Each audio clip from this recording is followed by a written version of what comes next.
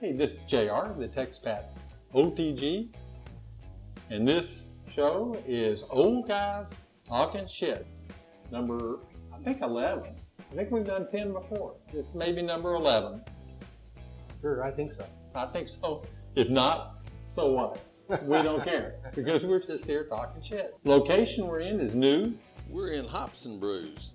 We'll tell you all about the location a little later. This time we really don't have time to do that, but we will introduce you to the manager and show you around the place a little bit. It's really a great opportunity to be able to shoot here. We were lucky to get it, and we have the place all the time. So every Tuesday we get to shoot here. Yeah. Jeff, what's been going on with you that you'd like to talk about today? I'm a little bit pissed off with your president. I'm not my president. I live in the Philippines. You carry an American passport. Okay. So your president. Yeah, all right. I understand. I'll take credit for it. And it's not what you think. The stupidity of calling up different countries and imposing tariffs, that's one thing. What pisses me off is that Trump sits down and talks with Putin and talk about their great buddies. They really, really enjoy being together. Afterwards, what does Putin do? He goes and he bombs the shit out of Ukraine. It does seem a little bit strange that would be part of the peace negotiation talks. And then at the end of all that, what does Trump do? Does he go ahead and jump all over him? No, he just said, well, I'm very unhappy with Putin. Yeah, that's going to send him running for cover, isn't it? I don't think so, not hardly. That kind of pisses me off. There's been several things that Trump has done lately that not only piss me off, I just think that they're odd. Like, what about 600,000 visas for Chinese students? Do we need 600,000 little spies in the U.S. from China? No. Not really. But that's almost as bad as BC Ferries, British Columbia Ferries, ordering new ferries. And these are expensive. These are like the big ones. Yeah. So we're talking billions of dollars. We have shipbuilders in Canada. Yes, you do. Where do you think they've ordered these ferries from? China. Yeah, well, maybe they needed listening devices in those ferries. Satellite tracking stuff. We got stupid shit happening on both sides of the border. Boy, we do. What about any other normal things that are not political? The federal government's pushing a whole bunch of big spending bills for building infrastructure. They're talking about revamping Churchill again. That's the only ocean in Canada outside of the east and west coast. This is right in the middle of Canada, but they've talked about it before. My favorite infrastructure project in the U.S. is Gavin Newsom's Train to Nowhere. High speed train to nowhere, not just a normal train, but a high speed one. I think that the project is about 128 miles, I think. That's supposed to be from San Francisco to Los Angeles. Right. So I think they missed a part of it. Yeah. Somewhere. That's because they weren't able to actually get building rights on a lot of the land. Well, yeah. Anytime you do anything big in the U.S., everybody that's involved, from every landowner, everybody that breathes the air that's going to come across the project, everybody's going to sue you. So that's just a given. And if you're not prepared for that, and you're not going to finish a project. Right. It'll take a 10-year project will take 30 years. And if you think of it, Newsom is now really pissed off with Trump because Trump said, "Hey, we're not going to pay for any more." Yeah. I'll tell you, that, like I said, that whole project, that's a boondoggle from hell right there. Yeah. It's crazy. So many things like that are just nuts. The project started off, it was San Francisco to LA. And then it became, I think, Bakersfield to Merced or somewhere, something like that. It's not even going to the two major cities. Yeah. And what are they going to do? I mean, there's not going to be anybody riding that. It's sort of like, remember I predicted in Vietnam that the MRT would have a problem with ridership because of motorbikes. People want the freedom of the motorbike. And that one, you not only you don't get the freedom, you don't even get to go where you want to go. So that one's really a mess. Well, and in a multi-billion-dollar mess. I just read an article from Vietnam. There's already some concern about the amount of use they're going to get out of the new airport that they're building for Ho Chi Minh. Yeah. Because it's way out there, and who wants to take an hour train trip just to get to the airport? You know, that's a strange thing, but Dallas Airport had a whole big history of airport problems that are similar to that. We had Love Field in Dallas. It was the main airport, and then there was an airport smaller in Fort Worth. They got together and decided to build another one. I think it was called Amon Carter Field, and it was kind of out in the boonies between both of those cities. Of course, it wouldn't be out in the boonies anymore. Yeah. But back then it was out in the boonies. And it sat there and nobody flew out of it. None of the airlines would fly out of it. Everybody went to Love Field. So it actually became an abandoned thing. I used to ride my bicycle out on the runways and things like that. It was just abandoned and finally torn down. There's only, you see little bits of it, you know, if you drive around in that area. You might see part of a runway or a fence or something like that. But they finally came up with DFW Airport, but they still have Love Field, which is, you know, in the middle of Dallas. They just can't seem to make up their mind on airports and what they want. That's an industry that I've never even figured out how they make money. One of the things that kind of pissed me off that I read in the news this week is that in Canada, one of our provinces, province of La Belle Province, Quebec, they are passing a law that makes it against the law to pray in public. How would they know if you're praying or not? Do they have a prayer scanner? Well, at least what we're taught in Christian circles is that you should always be in an attitude of prayer. So that would mean that if you're a Christian, you're just arrested. You're going to have to get busted, yeah. Yeah, no choice.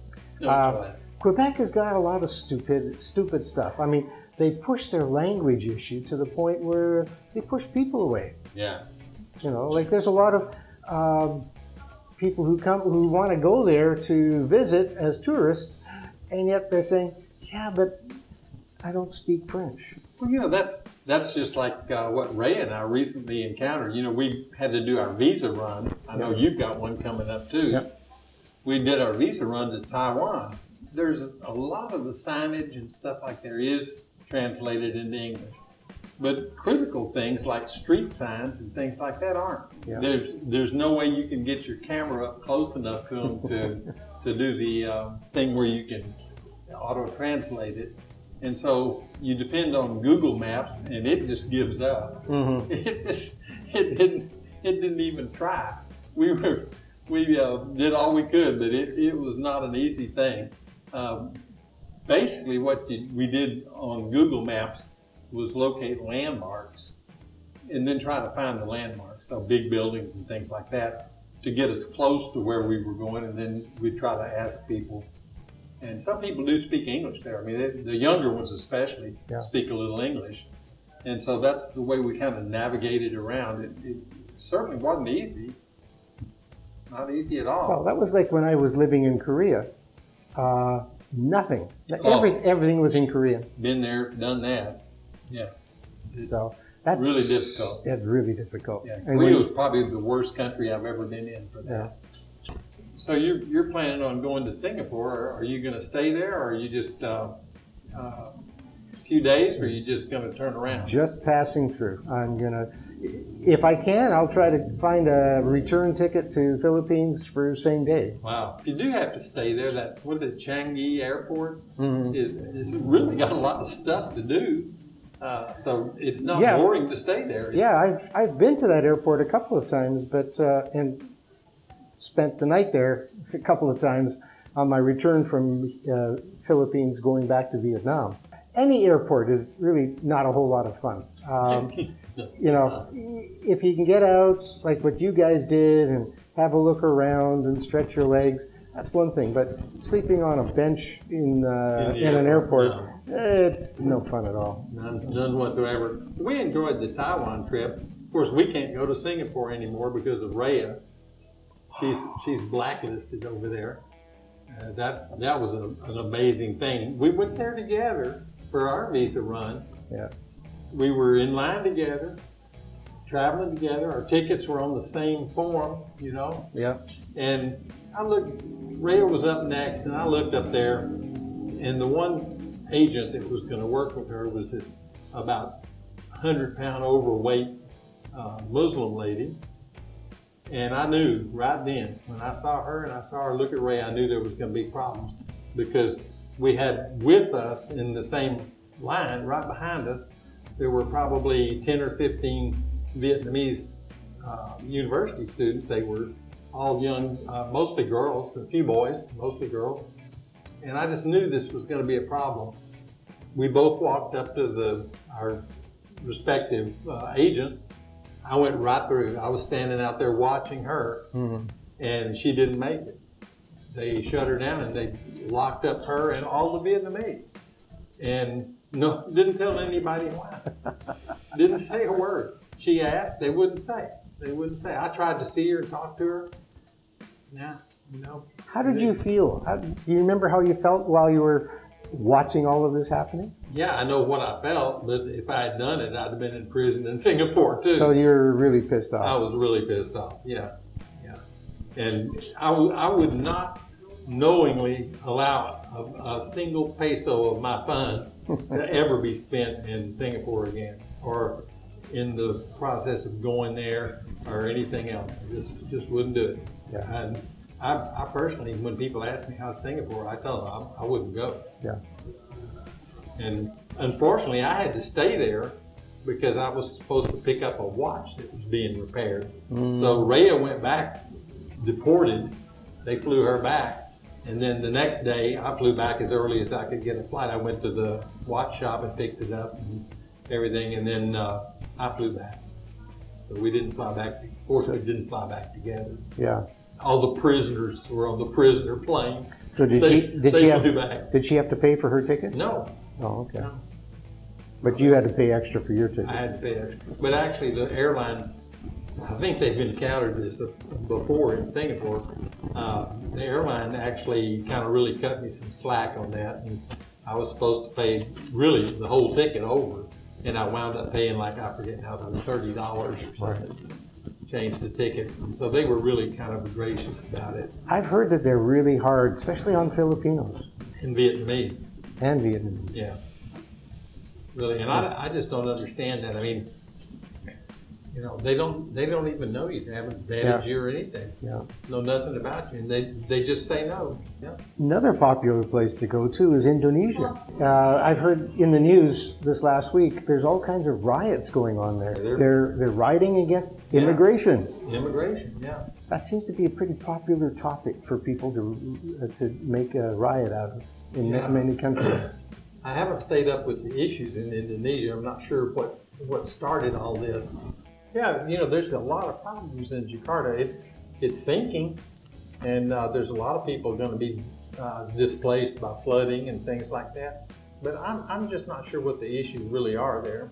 I actually worked there for a while, about 8 or 9 months on a contract, and everything went fine. I just didn't have that many problems. Everything was smooth. And I liked it. I liked the food. I liked the people. Everybody was friendly. No complaints. Yeah. But I guess it'd be a bad place to make a visa run there now. You know, you have to take your torch and pitchfork with you. Not a good thing. What's on the agenda for your next week around here? Are you doing anything? No, not really. Not much. Pretty quiet. I've just been editing like crazy. I got our Taiwan videos edited, and Rhea still hasn't finished her Da Nang video. That's been, I think we'll make that our Christmas video. Rhea's Christmas video in Da Nang. But there's no hope for that one. She hasn't finished her voiceover on it, and I'm not sure she'll ever finish it. So it's not going to be something we'll wait for. Right. Yeah. For me, I guess the thing that I'm busiest with is I have a laser printer that I bought when I was in Vietnam, and went through all kinds of headaches to try to get a new toner cartridge for it. It turned out that you can't, but you can go to the shop here and they will refill it for They you. can refill it. So that's kind of good. And I'm doing a lot of printing. Well, I'm not doing a lot of printing, but the kids, for their schoolwork, I have college students and high school, they've always got something to be printing. Yeah. And the one she's taking education, and she has to print out all her paperwork for class. Yeah. Not just one copy, 10 copies. So it eats up your toner. And some of this is like 10 pages for each. So that's 100 pages. Yeah, that'll eat up your toner cartridge. Well- But just think, it would be really worse if you had a color inkjet printer. Oh, yeah. That'd be a nightmare. You'd be bankrupt. what do Yali just asked me about that. She says, should we get a color printer? I said, no. I said, you want color copies? You take the disc to the printer and you get it done. Yeah. And, we probably ought to get going because this is the start of their happy hour. The little location we're in here is a private dining room that's actually like a little wine cellar. They have their wine stock in here, chilled and everything, and you can see all the examples on the shelves. Yep. It's really pretty nice. We're lucky to be able to get it. The manager, Ben, who will be with us in, I think, our next show or the one after that, is going to tell us a little bit about the place. Cool. Yeah, It is pretty nice. It's really nice. We've eaten here a couple of times too, and the food's great. Friendly place. It actually attracts a Western and Philippine crowd, so it's not an all Western place or anything like that. I would suspect that there's not too much just strictly foreigner places left. No, it's really more diversified here now, and a lot more Philippine traffic than there used to be. Yeah. I think that's great.